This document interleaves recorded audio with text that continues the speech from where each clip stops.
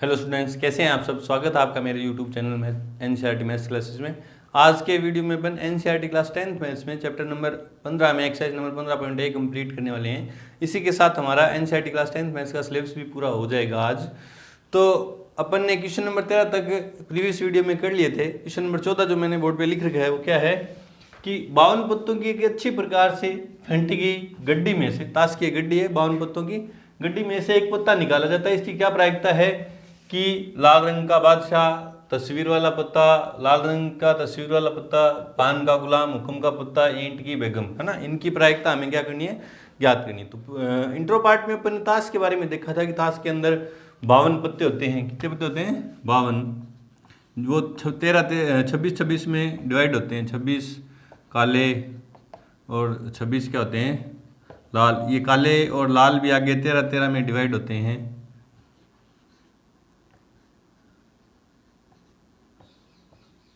काले जो होते हैं 13 तो चिड़ी के, किसके? 13 हुक्म के। और ये लाल जो हैं पान के और 13 ईंट के। और ये आगे 13 पत्ते बादशाह, बेगम, गुलाम और 10 से लेके 2 और 1, है ना। और इन पे क्या होती है, तस्वीर होती है। ये अपन ने इंट्रो पार्ट में देखा था ना। ये 13 पत्ते इसमें होंगे, ये 13 इसमें और ये 13 इसमें, है ना। तो 52 पत्तों की एक अच्छी प्रकार की गड्डी, फेंटी की ताश की गड्डी में से एक पत्ता निकाला जाता है। इसकी क्या प्रायिकता है कि, तो पहले आंसर में कुल परिणाम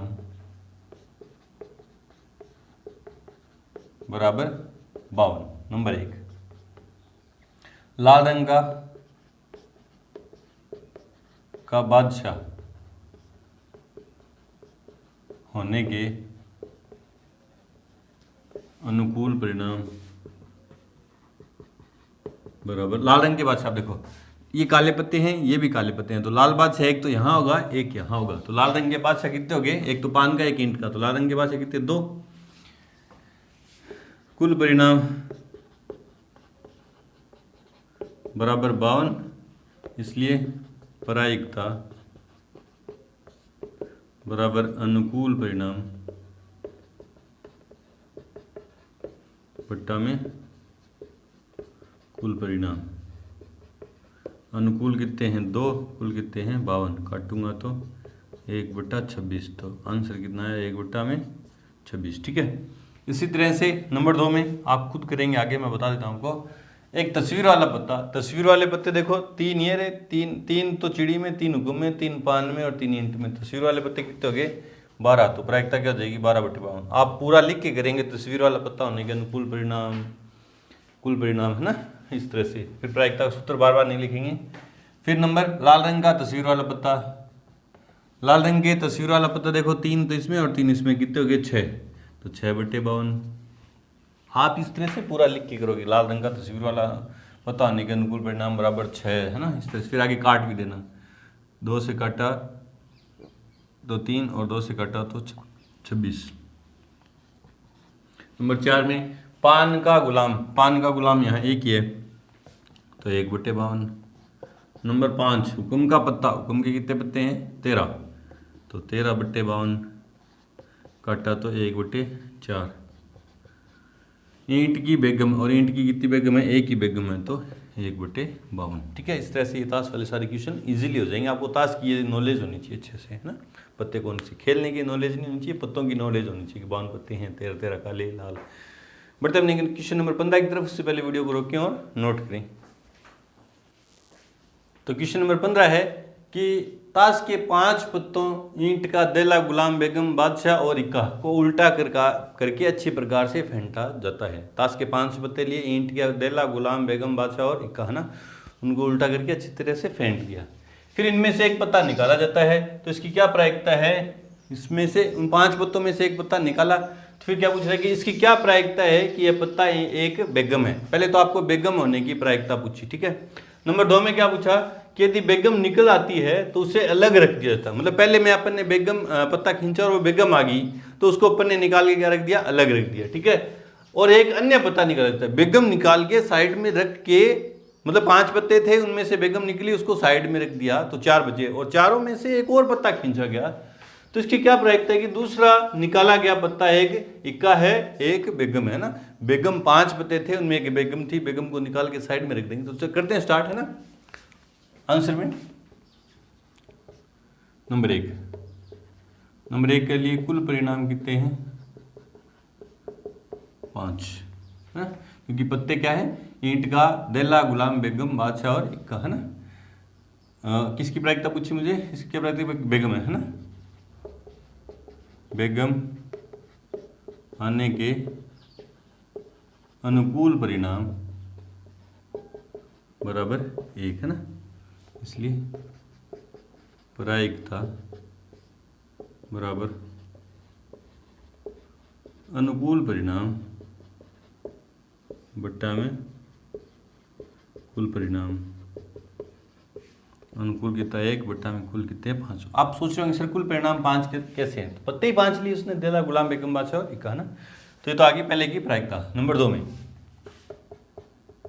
चूंकि बेगम आने पर उसे बाहर अलग रख दिया जाता है, इसलिए अब कुल परिणाम बराबर 4। बोले सर 4 कैसे? 5 पत्ते थे, पहले में बेगम आई, उसको साइड में रख दिया तो 4 ही पत्ते बचे, है ना। अब नंबर ए, है ना। ए में क्या पूछा? इक्का आने के अनुकूल परिणाम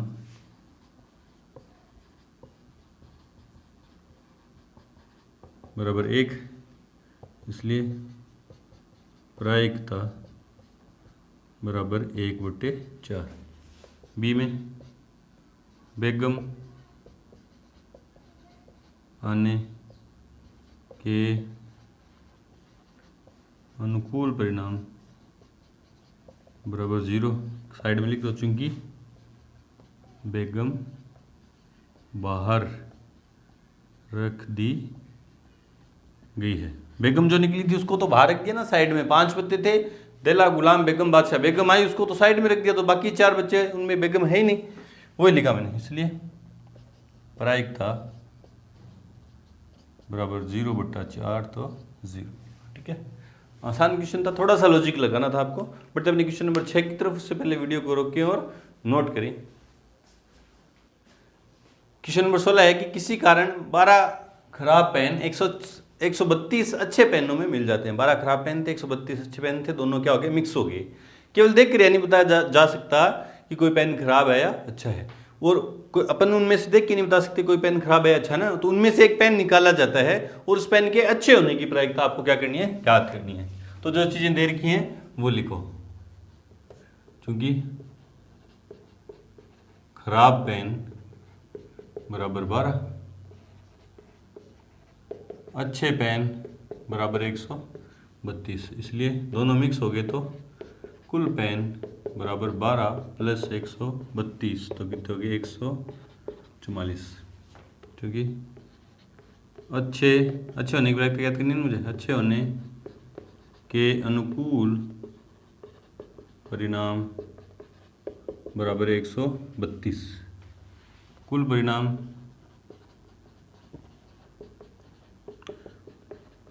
144, इसलिए प्रायिकता बराबर पहले सूत्र लिखना, अनुकूल परिणाम बट्टा में कुल, तो 132 बट्टा में 144। 12 के भाड़े में 11 बार और 12 के भाड़े में 12 बार, तो 11 बट्टा में 12। बिल्कुल सही, आसान क्वेश्चन था। बढ़ते अपने क्वेश्चन नंबर 17 की तरफ। से पहले वीडियो को रोकें और नोट करें। क्वेश्चन नंबर 17 है कि 20 बल्बों में से 4 बल्ब खराब हैं। 20 बल्बों के समूह में 4 बल्ब खराब हैं। एक बल्ब निकालने पर उसके खराब होने की प्रायिकता ज्ञात करो। पहले इतना ही करते हैं आंसर। क्योंकि कुल बल्ब बराबर 20, खराब बल्ब बराबर 4, इसलिए अच्छे बल्ब बराबर 16 में से 4 गए, 20 में से 4 गए तो 16, है ना।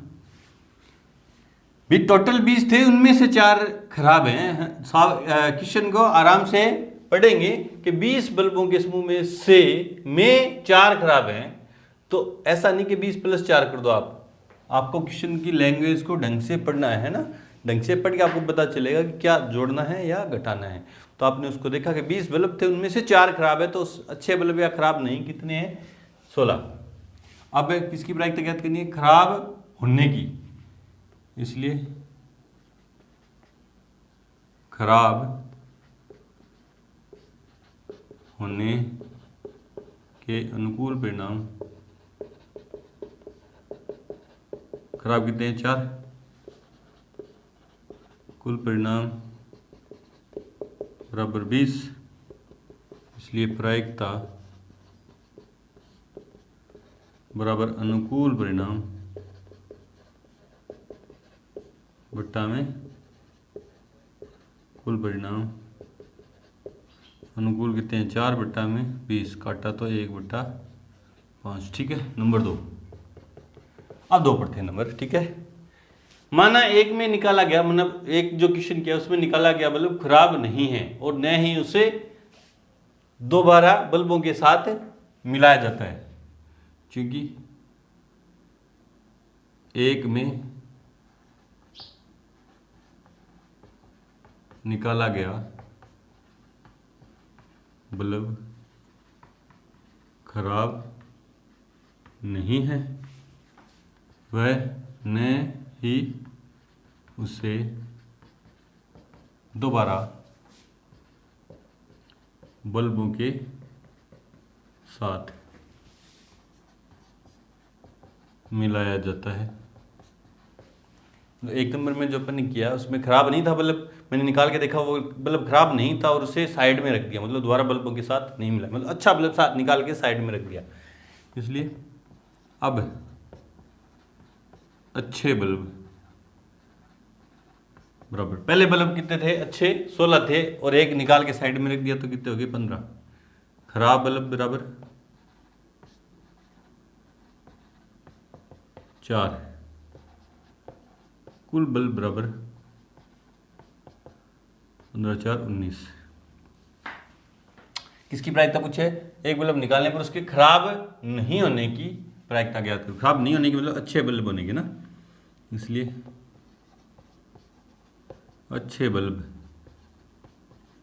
के अनुकूल परिणाम बराबर, अच्छे बल्ब के अनुकूल परिणाम कितने हैं, 15, इसलिए कुल परिणाम बराबर 19, प्रायिकता बराबर अनुकूल बट्टा में कुल। देखते हैं आंसर, क्वेश्चन नंबर 17 में सेकंड पार्ट, 17 में सेकंड 15/19 बिल्कुल सही है। बढ़ते अपने क्वेश्चन नंबर 18 की तरफ से पहले वीडियो को रोकें और नोट करें। क्वेश्चन नंबर 18 है कि एक पेटी में 90 डिस्क हैं जिन पर 1 से 90 तक की संख्याएं लिखी हुई। 90 डिस्क डाल दी किसी पेटी में, उस पर उन सभी डिस्कों पे 1 से 90 तक की संख्या अंकित कर ली। उनमें से एक डिस्क को यादृच्छा से निकाला जाता है, तो इसकी क्या प्रायिकता है कि 2 अंकों की संख्या है, पूर्ण वर्ग संख्या है या 5 से विभाज्य एक संख्या है ना। तो करते हैं आंसर, क्योंकि कुल परिणाम बराबर 90, क्योंकि 90 डिस्क है तो कुल परिणाम कितने हो गए, 90। नंबर 1, 2 अंकों की संख्या के अनुकूल परिणाम बराबर। अब देखो 1 से लेके 90 तक की संख्या है, देखो 90 में 2 अंक है तो हमें 2 अंकों वाली संख्याएं छांटनी है। तो 1 से लेके 9 तक तो है 1 अंक और 10 से लेके 90 तक है 2 अंक है ना। तो मुझे 1 से लेके 9 तक की संख्या घटा देनी, मतलब 90 में से 9 घटा दूं। बोले सर कैसे, देखो टोटल है संख्या 1 से 90 तक की, 90 1 में 1 अंक है और 90 में कितने हैं 2 अंक। अब मुझे 2 अंकों वाली संख्याएं चाहिए, तो टोटल 2 अंकों वाली संख्याओं में से ये जो टोटल संख्या है उनमें से 1 अंक वाली संख्या घटा दूंगा तो 2 अंकों वाली संख्या बचेगी ना। तो टोटल संख्या है 90, जिनमें से 1 अंक वाली संख्या है 9, घटा दूंगा तो कितनी बची 81। तो 2 अंकों वाली कितनी संख्या है 81। इसलिए प्रायिकता बराबर अनुकूल परिणाम बट्टा में कुल परिणाम। अनुकूल कितने हैं 81, बट्टा में कुल कितने हैं 90। 9 के पहाड़े में 9, 9 के पहाड़े में 10, तो प्रायिकता कितनी है 9 बट्टा 10। ठीक है। नंबर 2 किसकी पूछी? पूर्ण वर्ग संख्या। पूर्ण वर्ग संख्या के अनुकूल परिणाम। अब पूर्ण वर्ग संख्याएं कैसे देखी जाती हैं? देखो स्क्वायर करके 1 का वर्ग मतलब 1 गुणा 1 कितने होते हैं 1। 2 का वर्ग मतलब 2 गुणा 2 कितने होते हैं 4। इसी तरह 3 का वर्ग कितने होते हैं 9। ये जो निकल के आ रही है ना, ये पूर्ण वर्ग संख्याएं हैं। निकालने का तरीका मैं आपको बता रहा हूँ ना। 1 से चालू करेंगे। 1 का वर्ग 1, 2 का वर्ग 2 गुणा 2 4, 3 का 3 गुणा 3 9, 4 का 16। इस तरह से ढूंढते जाओगे। आगे टोटल संख्या 90 है, मेरे को 90 से ज़्यादा नहीं जानते, अभी तक 16 तक पहुँचे। 5 का स्क्वायर 25, 6 का 36, 7 का 49, 8 का 64, 9 का 81, 10 का 100। ये नहीं है क्योंकि टोटल संख्या कितनी है मेरे पास 90 तक है। तो ये पूर्ण वर्ग संख्या कौन सी होगी? 1, 4, 9, 16, 25, 36, 49, 64 और 81। तो कितनी मिली मुझे? 9 मिल गई। कितनी? 9। 1 2 3 4 5 6 7 8 9, 9 है। तो पूर्ण वर्ग संख्या के अनुकूल परिणाम कितने हैं? 9। इसलिए प्रायिकता बराबर 9 बट्टा 90 है, क्योंकि कुल परिणाम तो 90 है, काटा तो 1 बट्टा 10। नंबर 3 में 5 से भाज्य संख्या के अनुकूल परिणाम बराबर है ना। अब मुझे वो वाली संख्याएं छांटनी है, 1 से 90 तक की संख्याओं में से वो वाली संख्याएं छांटनी है जिनमें 5 का भाग जाए। कभी वो यूं पूछ लेता है 5 से विभाज्य, या कभी वो यूं पूछ लेता 5 के गुणज। तो दोनों का एक ही तरीका है। ढूंढेंगे कैसे? देखो हमें 5 का पढ़ा पढ़ना है ना। 5 का पढ़ा पढ़ना ऐसे नहीं कि पढ़ा 50 तक खत्म हो जाता है। पढ़ा आगे भी चलता है। 11 पंजू 55, 12 पंजू 60, 13 पंजू 65, 14 पंजू 70, 15 पंजू 75, 16 पंजू 80, 17 पंजू 85, 18 पंजू 90, 19 पंजू 95। ये है ही नहीं, है ना, है ही नहीं, क्योंकि 90 तक की संख्या है। मैं 95 तो पढ़ूंगा, 90 से ज़्यादा तो जाने नहीं मेरे को। तो कितने हैं? 19 पंजू 95, 18 पंजू 90, सॉरी कितने हैं? 18 पंजू 90। तो अनुकूल परिणाम कितने हो गए? 18। प्रायिकता ये रफ कार्य है ना, ये रफ कार्य में आप यूँ छांट के देख लेंगे। प्रायिकता बराबर अनुकूल परिणाम बट्टा में कुल, काटा तो 1/5, क्योंकि 18 एकम 18, 18 पंजू 90। ठीक है, आसान क्वेश्चन था। आपको संख्याओं का नॉलेज होना चाहिए। संख्याएं, पूर्ण वर्ग संख्याएं, पूर्ण घन संख्याएं कभी कभी पूछ लेता है। तो पूर्ण घन संख्याएं कैसे देखेंगे? घात 3 करके 1 गुणा 1 गुणा 1 तो 1, 2 की घात 3 मतलब 2 गुणा 2 गुणा 2 तो 8। इधर जो आएंगी वो पूर्ण घन संख्याएं होंगी ना। बढ़ते हैं अपने क्वेश्चन नंबर 19 की तरफ। उससे पहले वीडियो को रोकें और नोट करें। क्वेश्चन नंबर 19 है कि एक बच्चे के पास एक ऐसा पासा है जिसके पास निम्न अक्षर अंकित है। मतलब पास से, वैसे तो पास से पर 1 से लेकर 6 तक की संख्याएं होती है, डॉट डॉट है ना, डॉट डॉट करके 1 2 3 4 5 6। लेकिन उस बच्चे के पास ऐसा पासा है जिसके फलकों पर ये अक्षर अंकित है। क्या है? A B C D E और A फलक है ना। पासे के जो फलक होते हैं फेंकेंगे, A आएगा, कभी B आएगा, C आएगा, D आएगा ना, ये वाले अंकित हैं। इस पासे को एक बार फेंका जाता है। इसकी क्या प्रायिकता है कि A प्राप्त हो और D प्राप्त हो। आंसर में कुल परिणाम बराबर 6, क्योंकि 6 ही है। A से लेके A B C D और E और A है ना। नंबर 1 में A प्राप्त होने के अनुकूल परिणाम बराबर कितने हैं? एक तो यहाँ है और एक यहाँ है, तो 2 फलकों पे है, तो अनुकूल परिणाम 2 है। इसलिए प्रायिकता बराबर अनुकूल परिणाम बट्टा में कुल परिणाम। अनुकूल हैं 2 और कुल हैं 6, काटा तो 1/3 है ना। नंबर 2 में क्या पूछा, डी प्राप्त होने के अनुकूल परिणाम, डी प्राप्त होने के अनुकूल परिणाम। डी कितने फलकों पे है, एक ही फलक पे है, इसलिए प्रायिकता बराबर 1/6। बिल्कुल आसान क्वेश्चन था।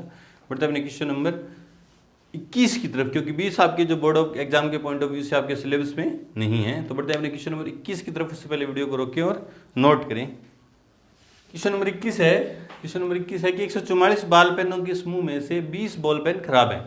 144 बॉल पेन है जिनमें से 20 बॉल पेन खराब हैं। आप वही पेन खरीदना चाहते हो, आप ऑब्वियस नॉर्मली सी बात है, आप वही पेन खरीदोगे जो अच्छे होंगे, खराब वाले पेन नहीं खरीदोगे।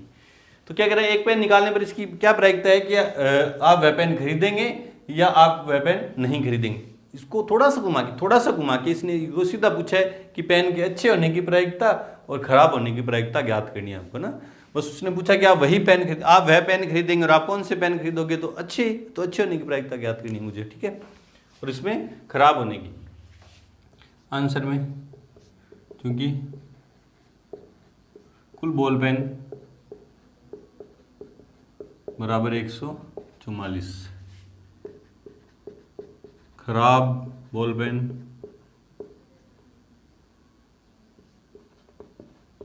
बराबर 20, इसलिए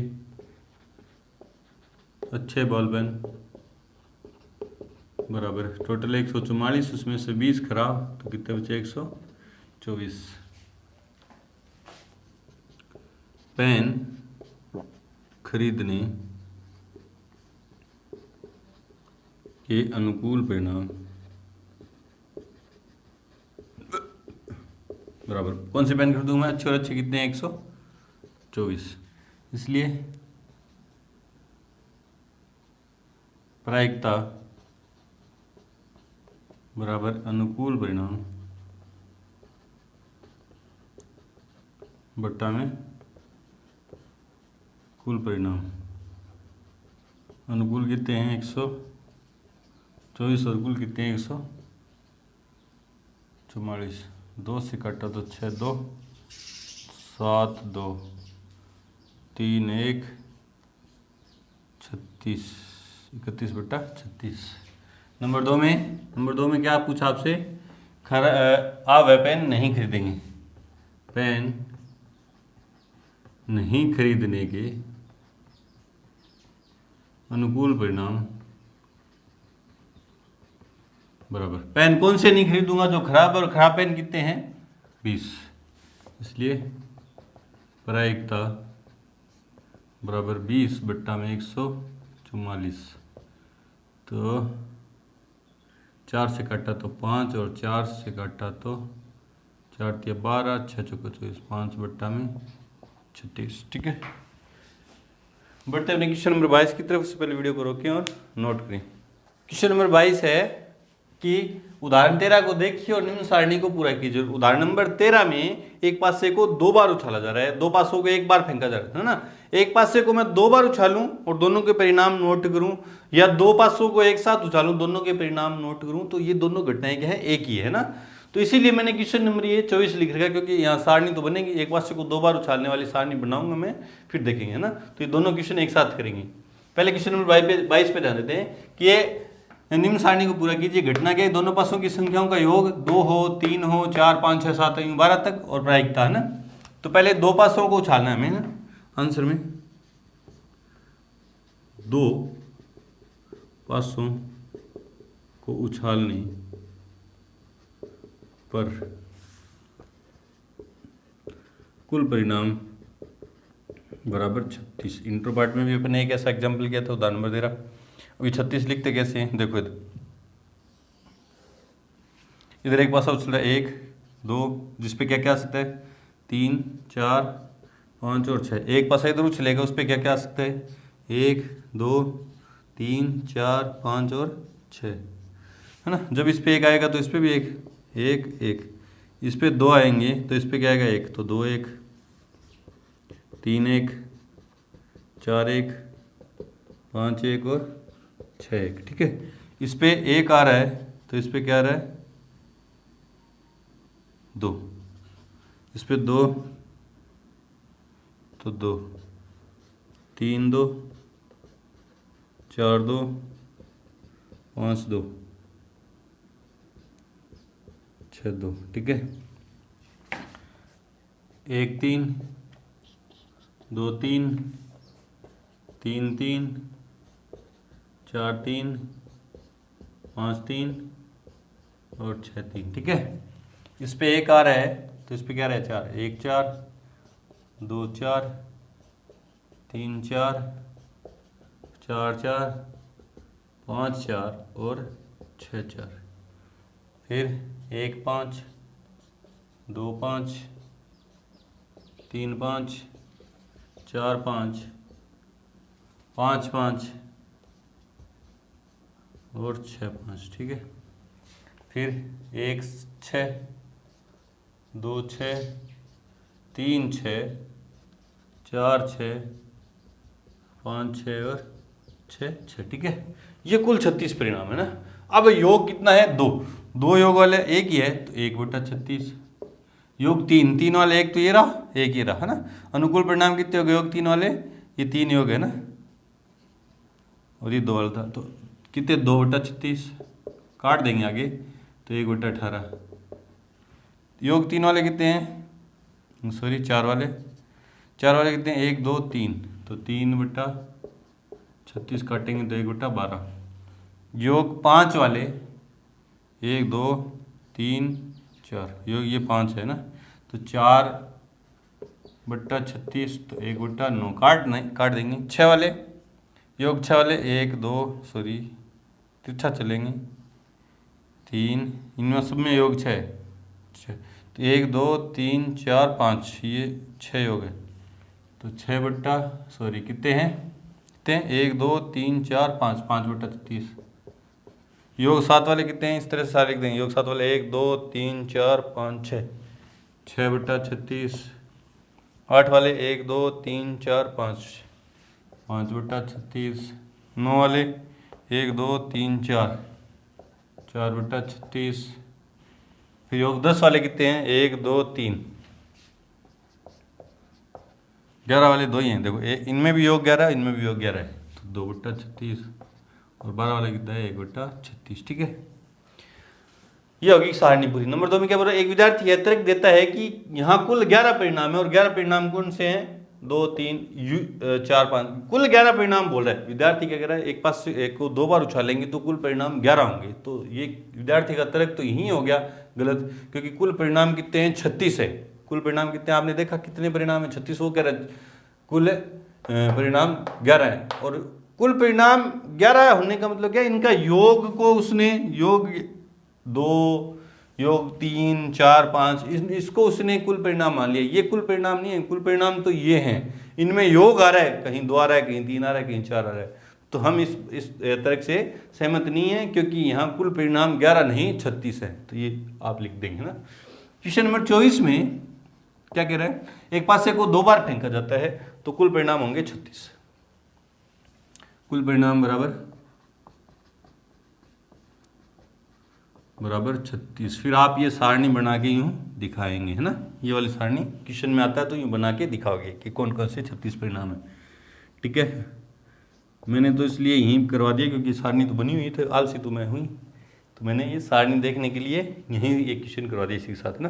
अब उसने क्या बोला कि 5 किसी भी बार में नहीं आए। अब देखो 5 नहीं आना चाहिए, तो देखो 5 एक तो यहाँ इस लाइन में आ रहे हैं और एक इस लाइन में, 5 नहीं आना चाहिए, तो 1 2 3 4 5 6 7 8 9 10 11, ये देखो ये 1 2 3 4 5 6 7 8, ये तो पहले कि नहीं 8 9 10 11, तो 5 किसी भी बार में नहीं आने के अनुकूल परिणाम बराबर कितने हैं 11। वापिस देख लो, देखो यहाँ भी 5 आ रहा है, यहाँ भी आ रहा है, इन सब में 5 आ रहा है और इन सब में भी क्या आ रहा है 5 आ रहा है, और कहीं नहीं 5 आ रहा है, और मुझे 5 नहीं चाहिए, तो 5 जिनमें आ रहा है वो हटा दूंगा। 1 2 3 4 5 6 7 8 9 10 11, क्योंकि ये तो इधर वाली में गिन के लिया था ना। तो प्रायिकता बराबर 11/36। अब आगे क्या कह रहा है, 5 कम से कम एक बार आए, मतलब 5 कहीं ना कहीं आना चाहिए, तो ये वाला हटा दूं। 5 अब किन किन में आ रहा है, तो 1 2 3 4, 5 आने वाले, 5 नहीं आए, है ना, सॉरी ये गलत हो गया, इनमें तो 5 आ रहा है, 5 नहीं आने वाले चाहिए। देखो 5 आ किन किन में रहा है, 11 में 5 आ रहा है, टोटल 36 परिणाम में से 11 परिणाम में 5 आ रहा है, तो बाकी कितने बच्चे, 25।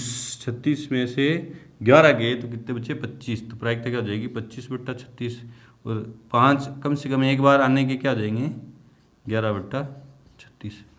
देखो वापिस से क्वेश्चन थोड़ा सा मिसअंडरस्टैंडिंग होगी थी, इसने क्या बोला था, 5 किसी भी बार में नहीं आए, मुझे वो वाले चाहिए, तो मैंने 5 आए वो वाले गिने, 5 कितनी जगह आ रहे हैं, 11 बार आ रहे हैं, 11 जगह पे 5 आ रहे हैं, तो टोटल 36 में से 11 घटा दिए तो कितने बचे, 25 बचे, इनमें 5 नहीं आ रहा ना, तो प्रायिकता क्या हुई, 5/25/36, और 5 कम से कम एक बार आए, कम से कम एक बार आए, ज़्यादा से ज़्यादा कितनी भी बार आए, तो 5 कहाँ कहाँ आ रहा है, यहाँ 11 जगह 5 आ रहा है, तो 11/36। चेक करते हैं आंसर, चेक करते हैं answer number 24, question number 24 number 25/36 और 11/36 बिल्कुल सही है। बढ़ते हैं क्वेश्चन नंबर 23 की तरफ। उससे पहले वीडियो को रोक के और नोट करें। क्वेश्चन नंबर 23 है कि एक खेल में 1 रुपए के सिक्के को 3 बार उछाला जाता है। 1 रुपए का सिक्का उसको 3 बार उछाल दिया, है ना, और प्रत्येक बार का परिणाम नोट कर लिया, ठीक है। तीनों परिणाम समान होने पर, अर्थात तीन बार सिक्के को उछाला, तीनों बार या तो चित आए या तीनों बार पट आए, तीनों परिणाम समान होने पर हनीफ खेल में जीत जाता है, अन्यथा हार जाता है। तो हनीफ के खेल में हार जाने की प्रायिकता ज्ञात करो।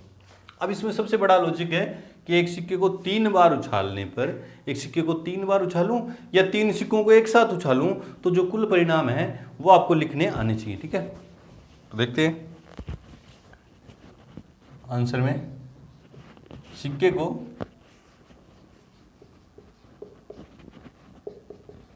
तीन बार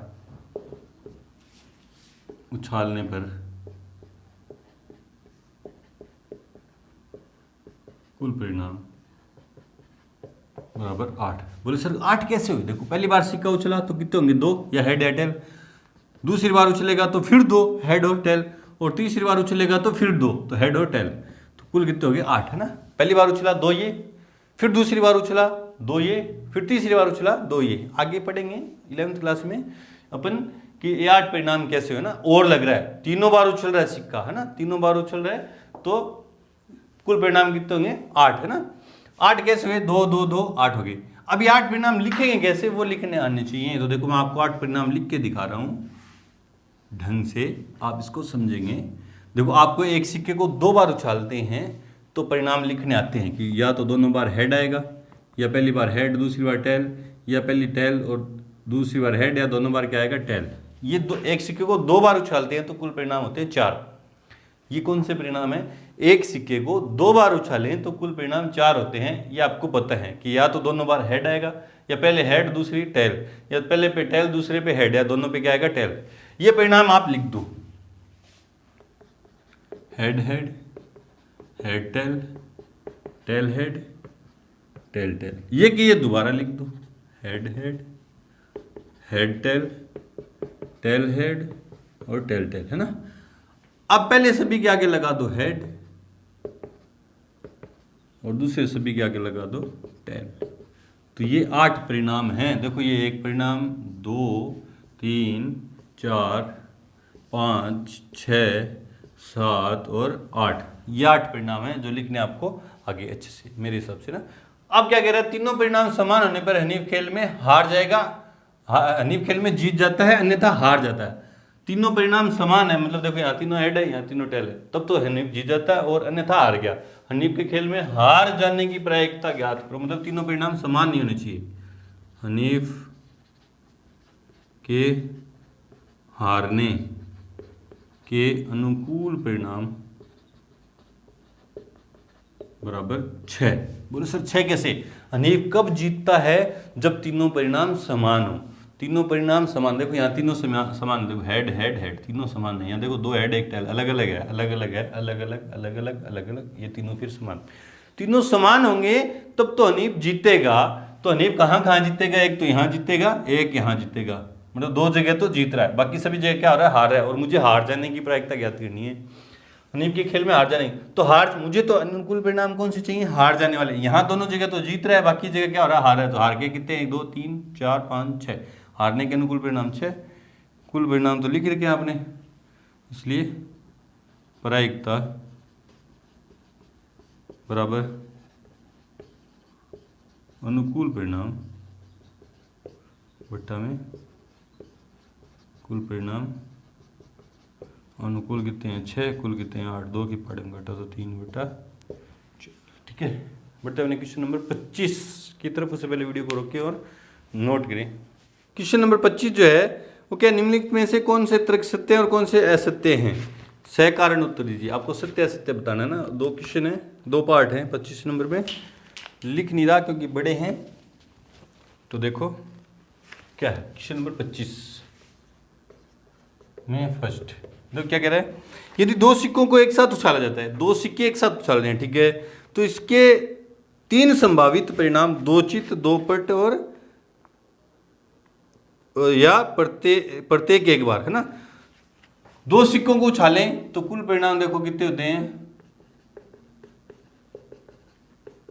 4 होते हैं। कौन कौन से होते हैं, अभी लिखे मैंने, दोनों बार हेड आएगा या हेड टेल, टेल हेड या टेल टेल। ये 2 सिक्कों को ना, 2 सिक्कों को